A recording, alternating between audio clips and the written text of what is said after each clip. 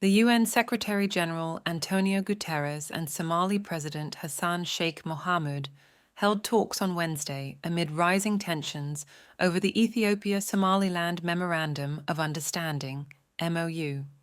In a phone call held at the request of the Somali president, both leaders discussed concerns over the MOU on January 1st between Somalia's breakaway region of Somaliland and Ethiopia.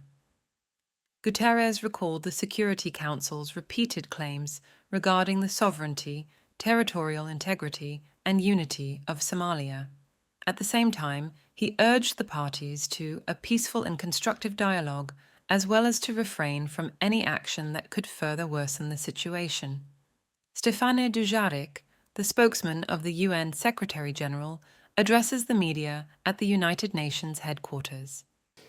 All right, good afternoon. I know a couple of you listening online, but just to share a couple of news items for you. One on Somalia, the Secretary General spoke this morning with His Excellency Hassan Sheikh Mohamud, the President of the Federal Republic of Somalia, at his request. He took note of Somalia's concern regarding the Memorandum of Understanding between the Federal Democratic Republic of Ethiopia and, quote, Somaliland, that was announced on January 1st. The Secretary General recalled that the Security Council has repeatedly affirmed the respect for the sovereignty, territorial integrity, and unity of Somalia.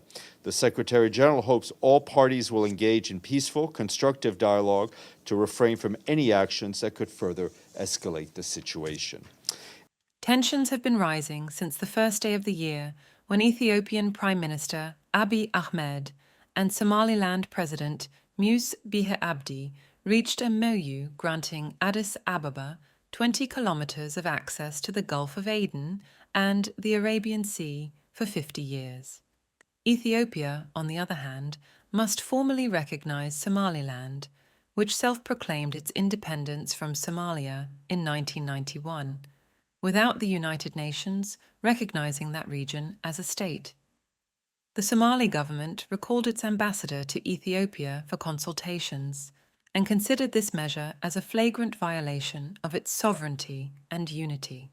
The executive further called for the support of the African Union, the Arab League, and the Intergovernmental Authority on Development to defend its right to protect its sovereignty and force Addis Ababa to adhere to international laws.